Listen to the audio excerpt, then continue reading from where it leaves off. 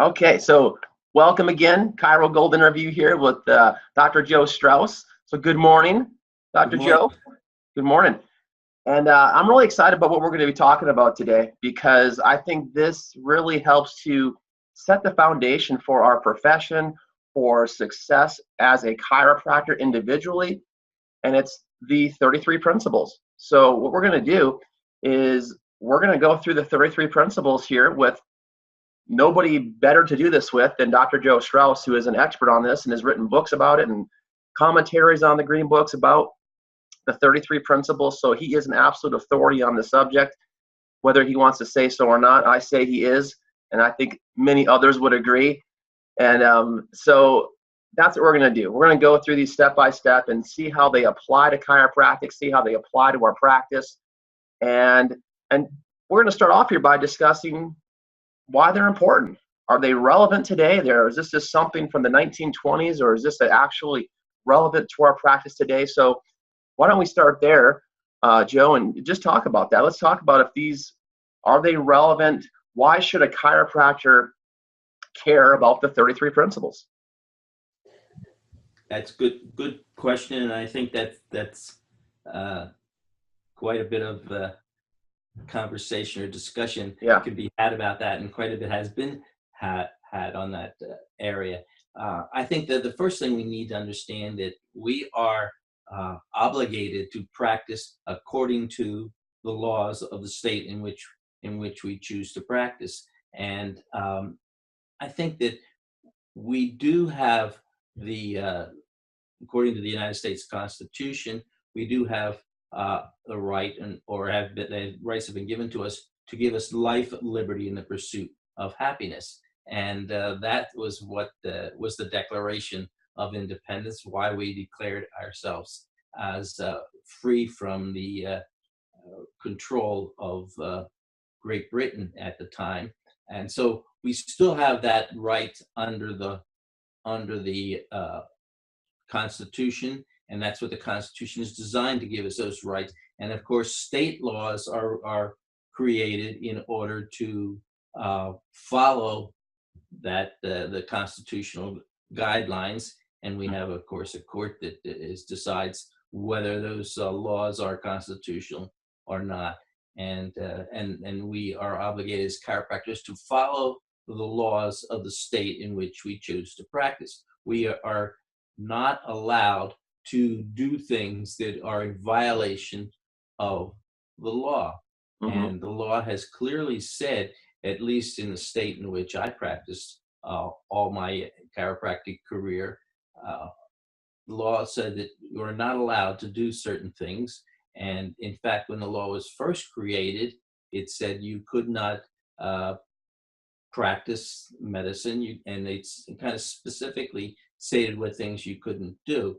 In other words, you could not treat certain communicable diseases in the original law in the state of Pennsylvania, and and that, of course, was applied to what chiropractors do.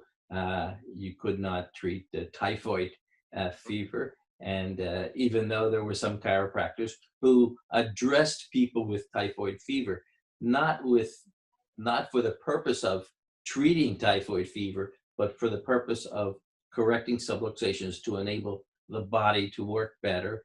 And there are cases where people got better with Right. from typhoid fever because their body worked a little bit better and had the ability to heal itself of those conditions. So it was not that chiropractors were infringing upon the practice of medicine, which specifically prohibited you from taking care of people with typhoid fever or with some other communicable diseases.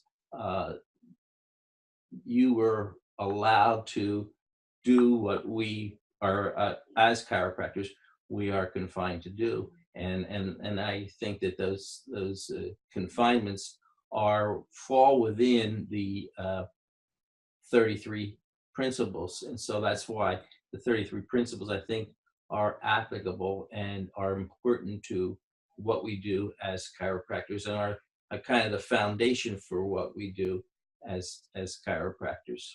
Right. Absolutely. Perfect. And so, um, yeah, and so we see then today, like you just said, the Constitution was written years ago, centuries ago, but it still applies today. So I think a lot of times people get this notion that because something is old and the way things have now developed and progressed in society, that no longer is relevant. But you gave a great example there of how those laws that were written back in 1787 um, are still relevant today, that they still matter today. They still make a difference here. And so whether this was written in 1927, once again, when you have truth, truth is unchangeable. It is relevant then like it is today. And and so with that being said, when we look at the first principle, our major premise, get your thoughts on this, because, when a person reads this, that there is a universal intelligence in all matter, continually given to all of its properties and actions, thus maintaining it in existence. That's a lot there. That's a heavy thought. And so where do you see that fitting in as we just start? That lays the foundation for everything moving forward. So how does that fit into a chiropractic practice today? Let's start with that. How does that fit into a chiropractic practice today? What's the application to that principle? Well, I think that as chiropractors, we are responsible to follow the laws of the land and Mm-hmm. follow the state laws according to what the state that we're in and how the laws relate to that. Yes. And of course, we have differences of opinion within the profession, and actually differences of opinion within people who are part of society as to what is a law and what should be a Mm-hmm. law and what should be ignored and what should be followed. And that's Right. why we have courts in which those laws are discussed all the way to the Supreme Court of the United States, which will hopefully judge based upon based upon the Constitution Right. and the idea of life, liberty, and the pursuit of happiness. So we as chiropractors uh, originally were practicing according to those principles of life, liberty, pursuit of happiness. And we made up these principles, 33 principles, which hopefully guided and defined what we do as chiropractors. And I was kind of looking at the principles the other day in preparation for this presentation here, and thinking that, a lot of times when we have laws that are created, uh, and I've been involved with some of the laws in the state of Pennsylvania, um, we kind of look at them and say, okay, this law is based upon this principle and based upon another principle, and is not based upon certain principles and other principles or other laws or other facts. And I think that in order to try to define what we do, we can probably say that these 33 principles are whereas, that if you read these laws, you see where it says whereas this or that. and Yeah. and I think that if we look at these principles, if you kind of read them in that light, you can say, well, whereas there is a universal intelligence in all matter, continually giving to it all its properties, actions, thus maintaining in existence.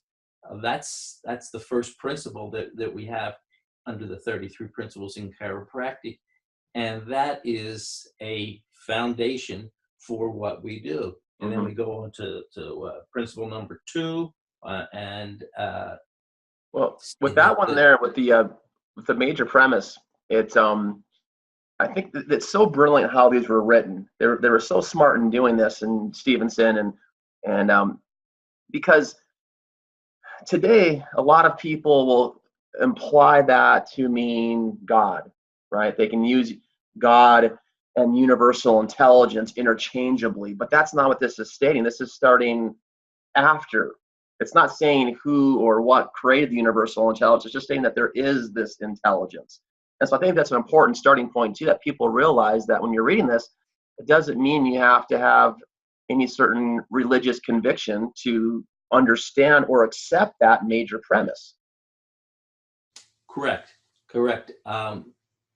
I think the whereases kind of say that something's already established. And so when we look at universal intelligence, we're not saying that this first or the major premise of chiropractic, or this first principle is has established these things. No, all it says is we recognize it. Whereas we recognize that there is a universal intelligence in all matter, and then we go on from there, and we established principles or concepts that are accepted by society. And I think that we go through all of the principles, and I think that we can say that, yeah, that they are already established, whether established by common sense, or whether they're Mm-hmm. established by ideas that have existed since the beginning of time. That's why I say that as chiropractors, we don't cure or treat disease. That's the field of medicine. What we do is recognize principles that have been around since the beginning of time, and I would say that they are created by God, and they have existed, and we have acknowledged the existence of those principles, and the fact that they do apply to what we do as Mm-hmm. chiropractors. So therefore, I come to the conclusion that we as chiropractors do not address disease, because disease doesn't appear anywhere in the 33 principles, Right. except the concept of dis-ease, which is not the same as disease. In Right. fact, disease is kind of the presence of something, whereas dis-ease is the absence of something, the absence of ease or proper function. And Right. I used to be very frustrated before they had computers, when I would write, and it would invariably, the word dis-ease would appear at the end of a sentence, and Right. so I had to put a hyphen in there, and but that changed the whole meaning of the word. In fact, Yeah. so many chiropractors now say, well, we treat diseases chiropractically, or we treat disease by what we do as chiropractors. Right. And fortunately now, in fact, the word with a computer usually just squeezes the letters together. Yeah. And no, I say I have to put a hyphen in there, because we're saying, when I'm talking, it's dis-ease, Right. and make it clear that we're talking about two different things. Disease being the presence of something that has been diagnosed or established by the medical profession, and dis-ease being the absence of something, the absence of ease or coordinated function. And that's what we address as chiropractors, that absence of coordinated function, specifically and in the nerve system, Can we as say it that? relates to the vertebral column. Can we say that So dis-ease would represent a lack of life in the body? exactly, yeah, Yeah. the lack of life in the body. And of course, we acknowledge that our Constitution gives us the right to address the issue of life, liberty, Yeah. and the pursuit of happiness. And I think that chiropractic itself relates to all those things. In Yes. fact, that was part of the problem that we had in the 70s, and why Reggie uh, decided to start this new profession called spinology, Mm-hmm. because he recognized that, well, there already was a profession, not that it was addressing life, liberty, uh, but it was addressing things that were not really what was purely chiropractic. We Right. had chiropractic before that. In fact, we had chiropractic from the beginning, and we also addressed the absence of life in the body, and it's just that chiropractors decided to adopt the treatment of disease, or recognize or acknowledge that the disease was the absence of life. And we Hmm. know that the absence of life, this absence of life, and what we address as the vertebral subluxation, Right. exists regardless of a disease or a Yes. diagnosed or determined Right. disease. And I think that's where we got to that point in chiropractic. And that's why objective straight chiropractic came into being, Right. because Reggie felt, well, chiropractors have so um, stolen this concept of disease, and or correcting the cause of disease, that we no longer have it, and maybe we need to start a new profession Hmm. from a legal standpoint. Right. And he and that's where he came up with Right. spinology. Nice. And all he did was took the philosophy that we had since the very beginning, uh, and even state laws said that chiropractors could not treat certain diseases. Right. So he said, let's do away with uh, the relationship between chiropractic and disease, which already existed, because uh, chiropractors were assuming that the treatment of disease as part of what they do, and chiropractors still talk about that now. Right. And and And li- and so he thought, let's from a legal standpoint, let's do away with the concept of disease, and right. strictly stick to dis-ease, and which was what we originally started with in chiropractic. And 33 principles outlined those whereases, all Right. 33 whereases. And so they gave us our philosophy and our principles, and we uh, developed from that a practice, an approach to what we do, Yep. a profession. What we do is a profession, and it that gave us our objective, and so that's how we developed the Yeah. objective of chiropractic, And one or thing the you mission mentioned of chiropractic. there, right. And one thing you mentioned again there, and you mentioned it earlier, is that there's no talk of disease anywhere in the 33 principles. And so for Reggie to create Spinology, he was really just creating something that was the maybe the purest form of the philosophy of chiropractic, the purest practical application of the philosophy of chiropractic.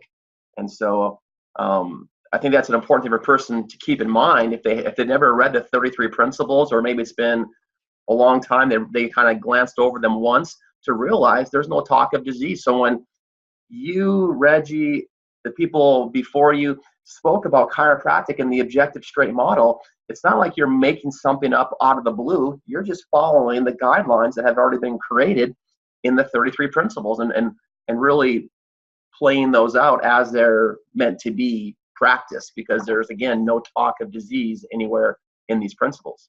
So now, with the major premise again, I think it's important, if again, for someone who's new to these principles, to really understand what, when it says there's a universal intelligence in all matter. So that means the chair you're sitting on right now has universal intelligence in it. So, and that keeps it a chair. So it doesn't all of a sudden turn into a TV or something else. It has that intelligence that keeps it as it is. And what I've always got from this first principle is that this is telling us that our world is knowable, and that we can know things about it, and therefore we can create a profession based on these principles because we know certain things. And so I'm kind of jumping ahead a bit here maybe, but the fact that we know things, we can then create a profession where we know that if there's interference to the function of the nervous system, your body can't perform at its full potential. So I think, for me anyway, and I'd like to hear your thoughts on this, but I thought for me, one of the biggest points that's being made here in the very first principle is that our world is knowable. It's not random. It's not chaotic. There is order in our world. So therefore, we can do things in an orderly fashion and have a profession that is somewhat predictable, meaning we can, we have these laws. So that was always the biggest thing for me. I'm not sure what you think. If you have any thoughts on that or anything to add there, but that was always my biggest take home from the very first principle. Yeah, I agree. I think I would like to add that we are limited in what we know, Sure.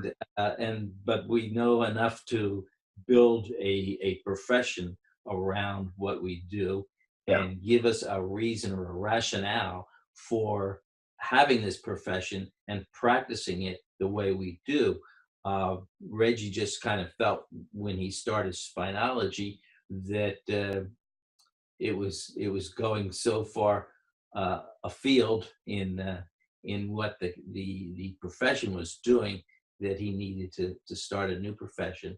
Yeah. And I kind of thought, well, no, we do have a basis for what we do, and there's a rationale for what we do. And rather than start a new profession, um, let's just try to get people to understand Yeah. the purpose and the objective, the mission of what we do as chiropractors, because we know that everybody needs that, whether they have a disease or whether they have no disease, or whether they've just been born or whether they've just been, uh, or they're 5 minutes away from dying or whatever. They Yeah. still need to have Right. uh, that interference in their nervous system corrected. Right. And You know, I and think, so I don't know whether his idea is superior, or whether we're too far gone as a profession. And so I'm just kind of a a voice in the wilderness uh, trying to bring us back to that idea, which yeah. was his idea. He just changed the word and called it spinology Right. rather uh, than objective straight chiropractic. Right. Uh, I think people say to me, well, what's the difference between what Reggie did with spinology and what you're doing with objective chiropractic? And say nothing. Nothing really. Yeah. There's nothing except A little he different name. yeah, that's all, but we're doing the same thing, Yeah. and we've come to the same conclusion as to what we should do. Right. And we just recognize that people need this procedure, this Right. service. They need to have this done, and every person, and I think that we can explain to people and they can understand it and say, well, that makes sense, whether I'm sick or whether I'm healthy, or whether I've got Right. symptoms, or whether I don't, or whether I've just been born, or whether I'm in my last days of life. Hmm. Still need this, and Right. I think that that's what we are trying to do in Yeah. chiropractic, and I think that we can make that emphasis to people, and people can see that, whether we will uh, uh, uh, get enough people to understand and accept that idea Right. to build a profession. I Hmm. have been able to do that in my practice, and I think that other chiropractors are able to do that in their practice, and that I think that we can Right. present that idea to people because it does make sense. And these 33 principles, oh, I have yet to find a person who can agree uh, with what I do and then say, "Oh, that doesn't make sense."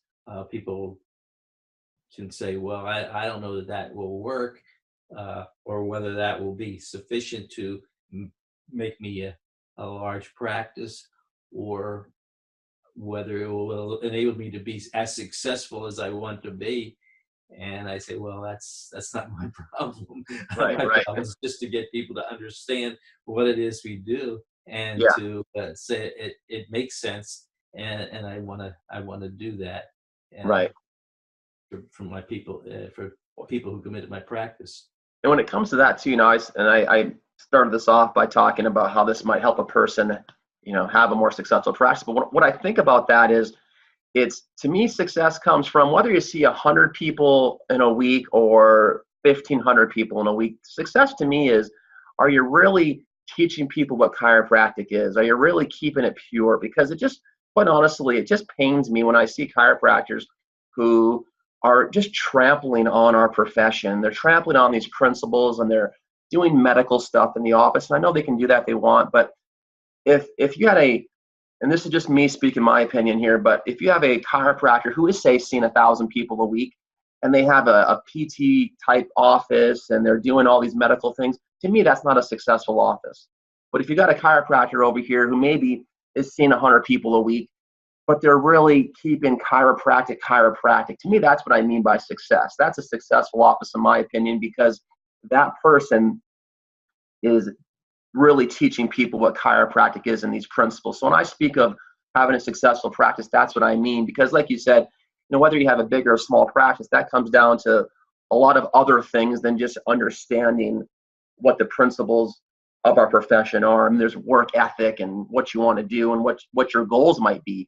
So that's, to me, what success is. I don't judge it just by numbers alone. I think it has to do with whether or not you're really teaching people what chiropractic is. And in our office, right now, it's just my wife and I. We're the only two in there.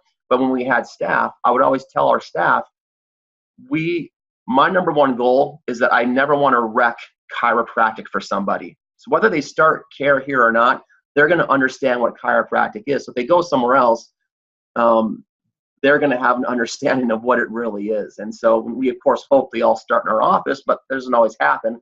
But I always did my best and wanted to do my best anyway, of never what I considered wrecking chiropractic for somebody, which meant leaving them with the understanding that it's a symptom-based thing.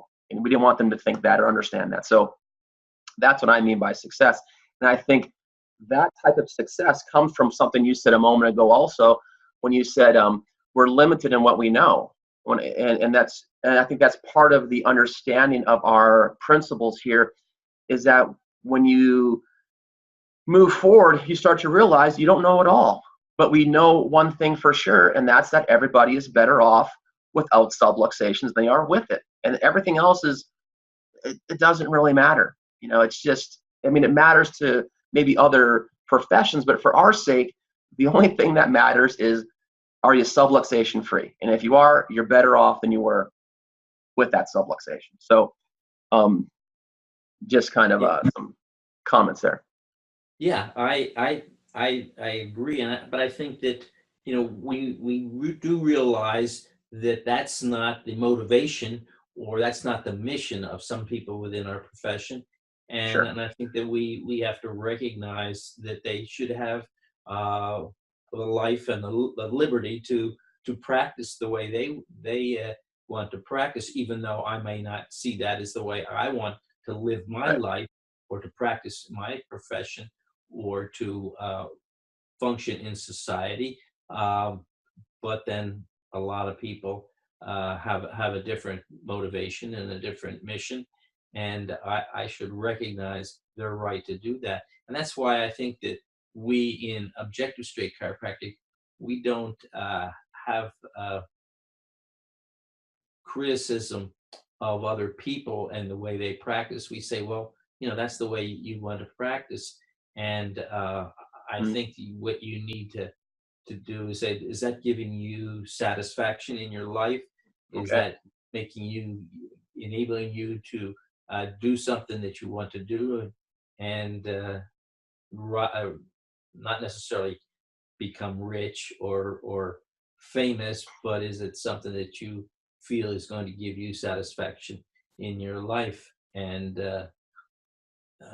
I think that we can see that our profession has gotten to the point of either adopting other people's motivation or other people's mission, and as ours, and realizing that or not realizing that that doesn't really give us satisfaction in life.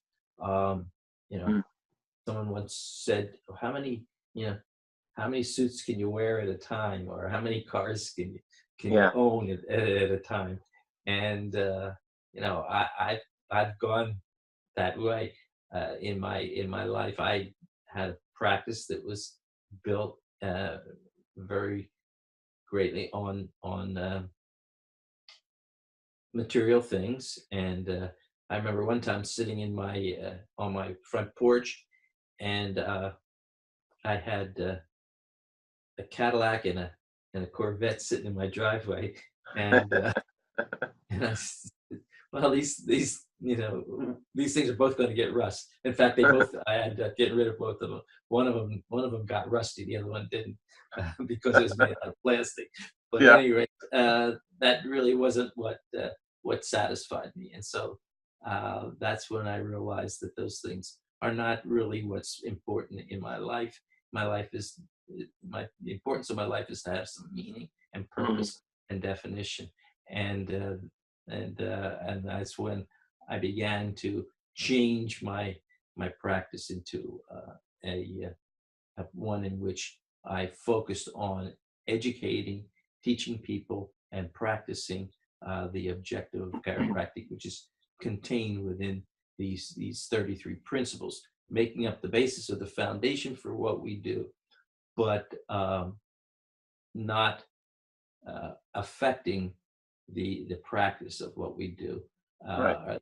not allowing the practice to be affected by anything else other than these principles.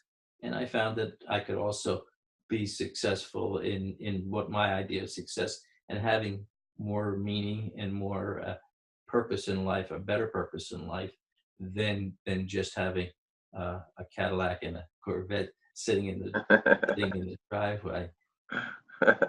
But they are fun to drive. Yeah, yeah. Yeah, well, Now, the Cadillac wasn't, because it was one of those that was a, a combustion engine that was it was a gas engine, I guess it was, yeah, yeah. and they didn't last very long, Oh and so no. they had to replace the engine at one point, and that's when I decided to go to one that Yeah. was not was would stand up better, Right, and right. but So yeah, one last thing I want to get your ideas on here for our first principle. So when it says there's a universal intelligence in all matter, so your Cadillac had a universal intelligence. So do you have universal intelligence in you? Do people have universal intelligence in them? I think anything that is organized, and I think that's what that first principle talks about. The principle of organization is universal intelligence, and that is so. So there is organization in all things, Hmm. and I think that's a something that the God of the universe, and of course, people have a different way of describing that God of the universe, who that is, depending on their theological beliefs.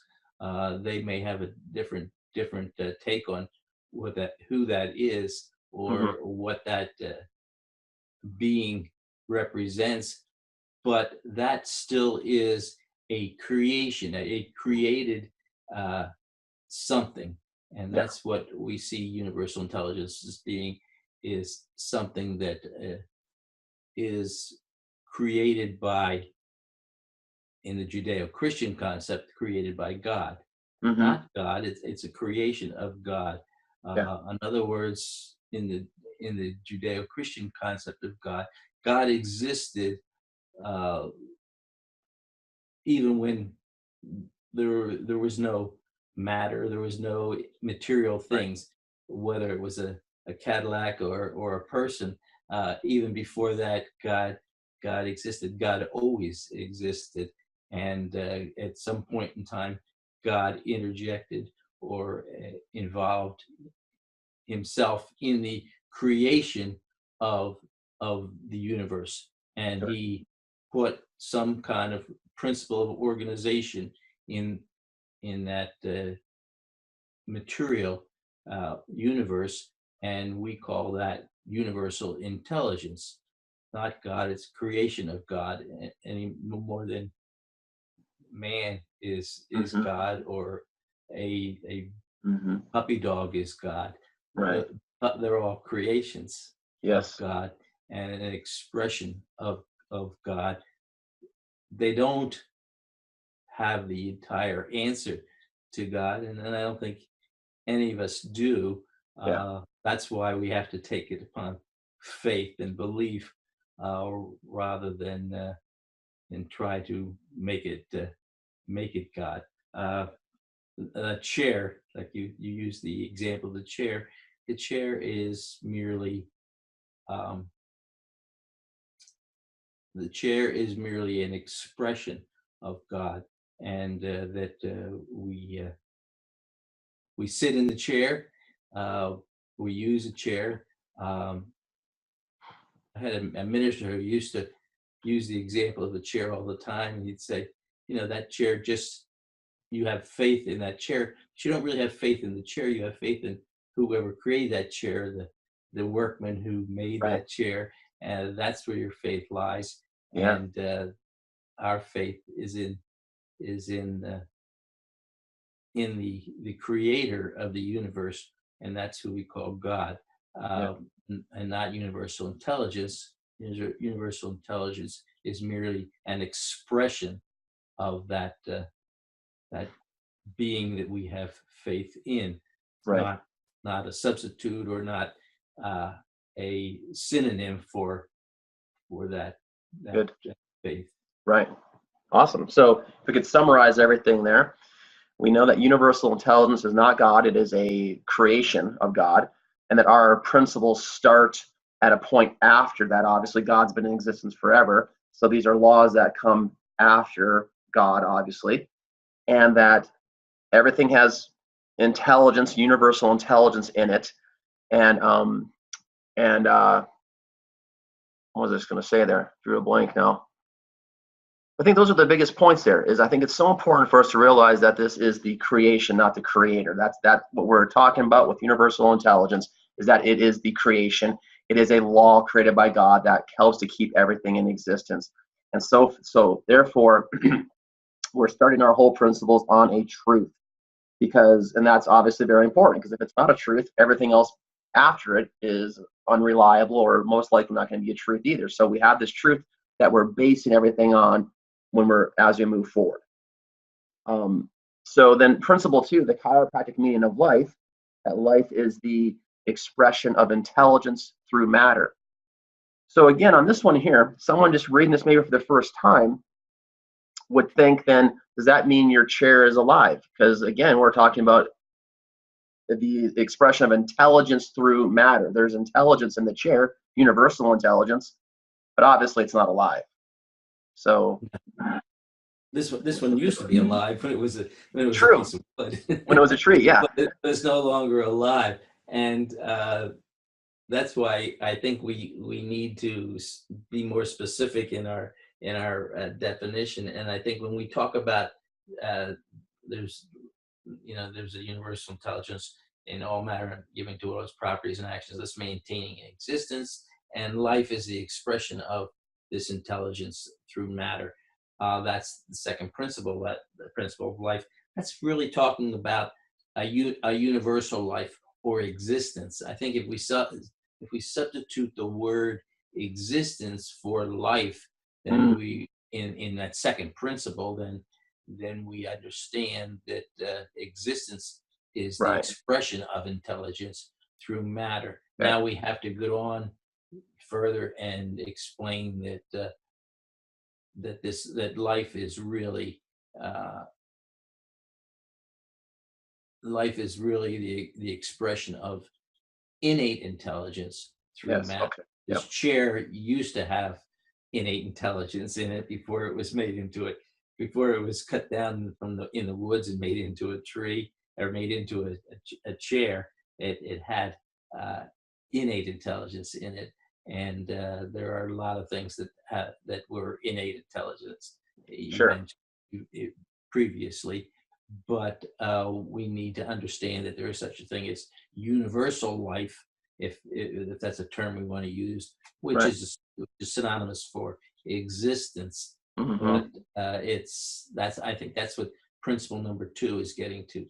Now, eventually, um, we talk about innate intelligence, Right. and that's where we make the difference between universal intelligence and innate intelligence somewhere down the line as Yeah. far as those principles are going. But as far as those principles are understood, we make a difference between universal intelligence, that which has or one time had life in it, and universal intelligence, which never had it or no longer has uh, Yes. life in it. That being the idea of adaptation. Right. Okay. Perfect.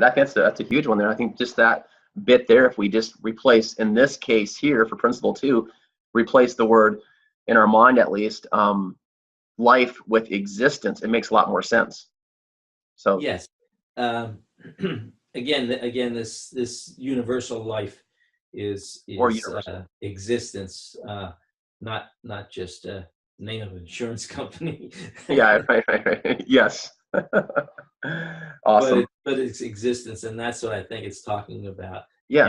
And God existed before any material thing existed, and uh, and that's why God is not the same as universal intelligence. Universal intelligence is part of uh, God's God's creation, Hmm. and God has other aspects to Him besides in universal intelligence. That grant is one aspect of God, or one aspect of God's creation, but the universal intelligence is not synonymous with God. God has a way in which He's is defined, and that includes, but it's not Right. limited to what our definition. So it's not synonymous with uh, universal intelligence. Hmm. Very good. Awesome.